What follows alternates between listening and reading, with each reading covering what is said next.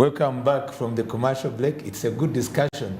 All of us, our desire is that we can use the available, resource, the energy. And some other countries, they're not using hydroelectric power, they're using the nuclear energy. Some other countries around us, I was in Rwanda, they're building plants which are for nuclear energy. They're investing a lot. The Americans and the Russians have gone over there to support the improvement of the nuclear energy. And Uganda, we also expected to have even more than enough, other than when at times there is a challenge of whether a shortfall, of which we talked about, the Simba Dam, and we immediately ran to the neighborhood to seek for help. And again, we are aware, as we continue with where we have reached our dear guest, Mr. Solomon, we were looking at the National Development Plan 3, and the available information reveals the statistical figures, 70,570 megawatts is the target by 2030. We've had some good, ambitious plan before and vision, but now in our discourse, we would like to look at a time when Uganda says it and it becomes. And having planners, we cannot say that it's impossible. Because when you plan to do something, you always also, in advance, decide how you are going to do it. For instance, I can give a tip to those policymakers and share information with the dear viewers and with the guests. For instance, you are the ones who are having this plan, and you are saying that by 2030, we are supposed to be having 70,570 megawatts. How to realize it? Production must be taking place, whether at an individual, at a family level. We should not take many years when we are still dreaming, we are still to do this and that. We are having minerals, they are not being, exploited because of that limited accessibility. Our schools in rural areas are not accessing power, and they cannot at the same time use IT. We do respect your sector, it's a good one. But to realize the dream of how it can turn around Uganda's opportunity, of which we steer up economic growth, seems to be at a slow pace. Would you go on, sir, Mr. Solomon, and give us your package where it reached, and we're going to share information with the viewers? Yeah, for starters, our experts are planning. There is a national generation strategy still at formulation stage. There is a lot of consultation taking place. It is something being coordinated by the Office of the Prime Minister of the country. And we are looking at all the possible, the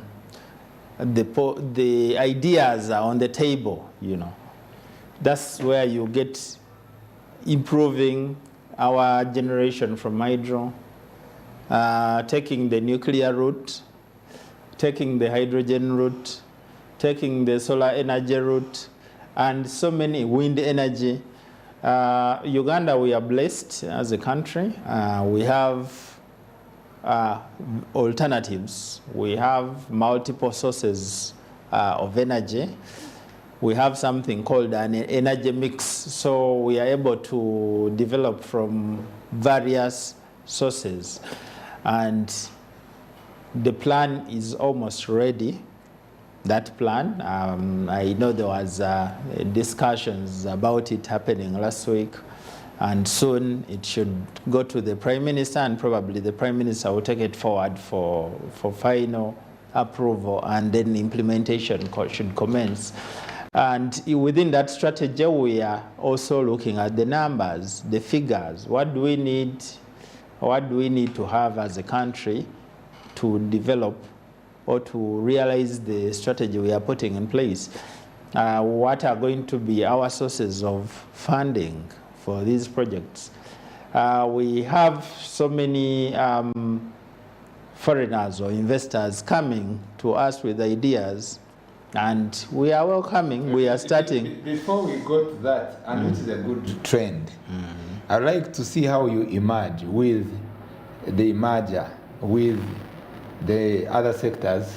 Of course, we know you have the backbone of the National Development Plan, and also you relate with the Ministry of Investment. And also the good thing, at the same time, you double, your ministry is energy and mineral development.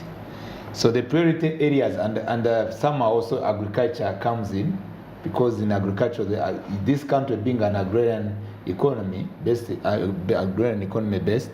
it means that in any way to improve on agro-industrialization, then there must be a connectivity with also your ministry. And we used to refer this as cross-cutting. So I remain now questioning, as I do this on behalf of the viewers for purpose of sharing information, whether the strategic plan of knowing how many investors we need in this line in the agro-industry connects now to the mineral, which you already, your ministry, how we want to develop the mineral sector. Then we go also to the education part of it, and we know we need this, we need these investors, we need this power, and by this time we should have achieved that. Is there any such a kind of maybe connectivity of what I'm trying to project or perceive? I may be having it in a different way, and share with us information. Now we don't work in isolation as a ministry, like you rightly put it. We get numbers from UBOS, for instance. We work closely with the National Planning Authority, and then the other ministries that can contribute to our planning. Finance is there. Investment is there, like you rightly said, and so on. So we put our ideas, we come together and we plan as government what is going to be the requirement for energy in so many years to come. Now the president is talking about developing electric vehicles. How much power are we going to require?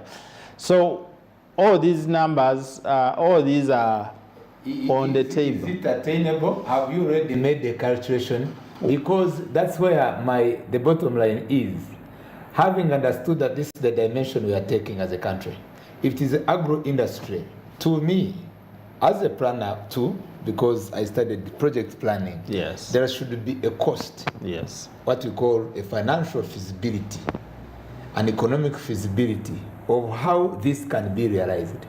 And to you who are in government, we ask ourselves whether such a kind of planning is made or whether it's just a mere political statement. No, they are not political statements. Everything is systematically planned. One second. For instance, if we are told that we are going to have this electric vehicles. Yeah. How many vehicles do we have? And we look at the power we have and we see whether it's sustainable. That's what could make me now very happy. Yeah, but sometimes you may not have, for instance, electric vehicles, you don't have all the information you require. You have to rely on other people who have implemented such projects elsewhere. That's why I've told you tomorrow, for instance, we have an engagement with the Dutch. They've implemented such projects across Europe, different countries, so they know they are going to give you the statistics. Maybe in the first year it could start like this, it will grow like this. Over 10 years, this is what you're going to have. And we are working hand in hand with our own company, which is doing a lot of research, Kira EV company. They also conduct their own research. So when we put heads together, we should be able to know what the future looks like. So it's a work in progress. It's a work in progress. Okay. Our planners have the numbers, and the numbers will be shared at the right time. Okay. But in the meantime, we will not stop implementing what we planned a few years ago. We have projects that are running. They were planned based on the information of the time, but things keep changing. Our requirements for fuel, petroleum in the country were different 3 years ago.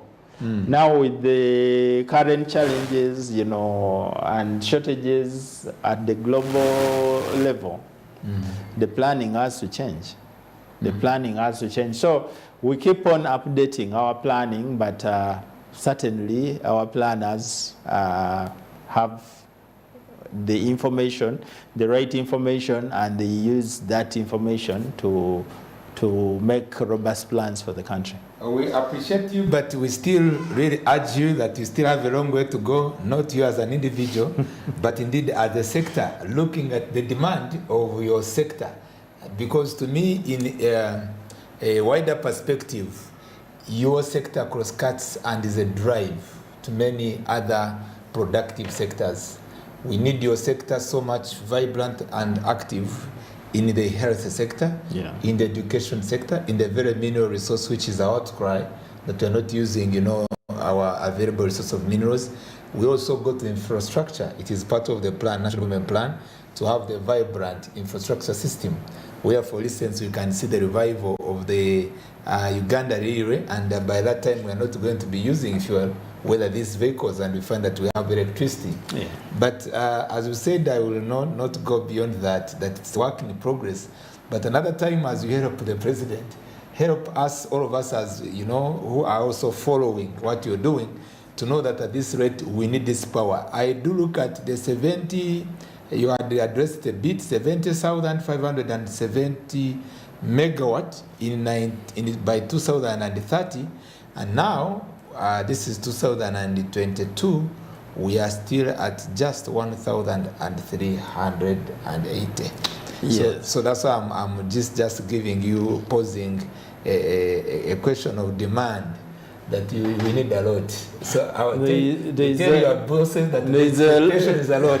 Yes. No, but like I said, the strategy is in its final stages. So it is work in progress, but most importantly, the plan is there. And I believe the best brains we have around are on it. And they should be able to give us good results. At the end of the planning phase. Do you believe that we will achieve this 70,570 megawatt? And also, at the same time, is it possible to achieve the universal access to electricity, not on the roadside? I come from the west, and in Kigezi sub-region. Before you reach Solo, there's a district called Rubanda. And what is a bit, leaves people saying, access to power is only for those on the road. The plan to reach to their homes, the homestead, of course, it remains indeed a dilemma. How are we going to achieve the universal access? Doctor, I'll tell you about, we have had the Rural Electrification Agency for some years, which has since been transformed into a rural electrification program sitting at the ministry. That was designed to take power to the people. It has run over the years so many kilometers of power into rural areas, and it has not stopped. Okay. This year we are blessed. We have gotten some funding to a tune of $600+ million. We are going to put it in a project called Electricity Access Scale-Up Project, and it is targeting to do universal connections of Ugandans. We are targeting 10.4 million households. In Uganda, that is about what we have. 10.4 million households, that is our target. When we connect those ones, we have almost everyone connected to power. The money is going to drive power to the people, to your village, to the people in all urban centers. That project aside, already we had a project to connect all district headquarters, all industrial parks, and sub-counties, taking power up to those points, because we know the majority of the people live closer to those places. So when you take it up to a sub-county, up to a district, up to an industrial park, the people living, the community living around those places, now the scale-up project will come and connect them quickly. Two, The president has said we should provide affordable power to our industries. Yeah, talk about affordable because tariffs have been a challenge. Yeah, they've been a challenge. So the big factories and industries, we have the Electricity Act, which revises that there is a revision in the law that allows a power generation company to connect to the industries closer to it directly and at a reduced tariff, because these ones are not going to be incurring a lot of expenses in transmission. So you should be able to connect at 5 cents to a factory, and also you're encouraging them to to expand, because that resource is available and it's going to be affordable to them. So they should be able to expand and employ more Ugandans and put more goods on the market and bring in more forex for you as a country, because when you have roofings, you have terrace cement, they're able to produce, to expand their capacity, then they are going to market locally, but also export to the neighboring countries and bring in a bit of foreign exchange. So it is, hitting so many birds with one stone. You provide energy, it's affordable, it's reliable, it's available, but you're employing more people, bringing in forex, and getting more taxes for the country. That is how these things are going to be working. Yeah, that's very good. We continue to call upon you that in the same way you intend to ensure that the supply is accessible, clean, and affordable, but there is also a need of awareness to know how the citizens can use their power and benefit them. And it looks to be in your agenda, the creation of that awareness seems either not to be limited or not there. We appreciate that today you came over, but we will call you again and pray that you will go deeper. The reason why I bring this instance is some people are living in fear, thinking that electricity is only used by too rich people, and yet we want to see how we can create wealth out of energy. Number one, some, when they hear about Umeme, please, I'm not your enemy, but it is a fact. They always say, Umeme, you are charging us. And one time it was on parliamentary floor, on asking why can't they charge affordable rate. And there is a question I would like to pose on that, in that regard. The regulatory authority which is under you, the ministry, seems not to be assertive on these companies, and their cost in terms of supply remains high. And one wants to look at who will speak on our behalf, yet we know you are supposed to be our savior. There's one which is also the Uganda Electricity Transmission Company Limited, UETCL, and also the Uganda Electricity Distribution Company, UEDCL, and then of course the UMEME. Their cost from time to time, it seems they do decide on their own what they should charge. No, that's not true. Every time these companies have to invest, they do lots of investment into the network. UMEME and Uganda Electricity Distribution Company Limited invest in the distribution network. The poles, the meters, the connection cables, the solidos, those things, the transformers, those things are put in place by those companies. It is quite an investment. I saw, they keep coming from time to time with proposals sometimes to do maintenance works on the lines, sometimes to do expansions. And those two processes are not cheap. So every time they have to invest, they submit the costs to the ERA, Electricity Regulatory Authority, and ERA has to approve the investment. The transmission company does the same. They invest in the transmission Do they lines. also approve the set cost which is affordable to the citizens? They have all approvals are in line with keeping the power affordable to the people, because every time if they allow exorbitant investment, it means the company is going to transfer all the burden on the power user in terms of the tariff. Because once ERA approves, they will come back and say, for us to recoup this investment, we have to increase the tariff to this. So there is a discussion, and even the tariff has to be approved by the regulator. So it's not up to the company to determine what it invests and the tariff. The regulator sits down with these companies. It would approve certain things. It would not approve certain things. Even the tariff, they have to discuss and agree. Now, recently, there was a reduction of the tariff to introduce what we call a cooking tariff. Yeah, let's go into that now. Because the normal tariff for domestic use is about 749. But we realized that many people cannot. It's dangerous for you to cook on a tariff that expensive.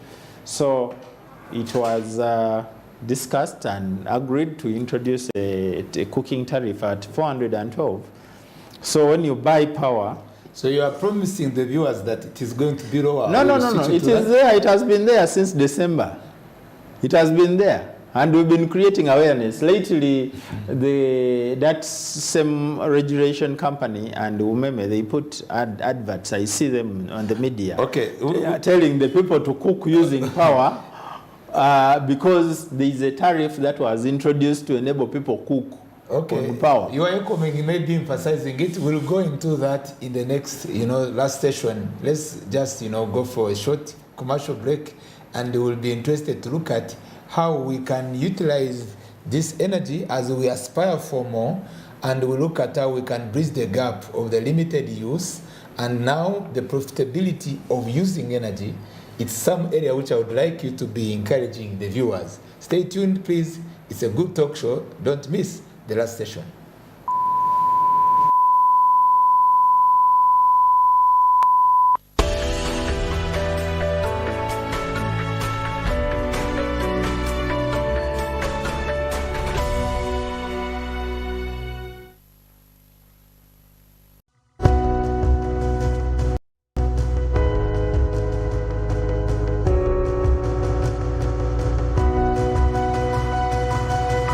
Smart 24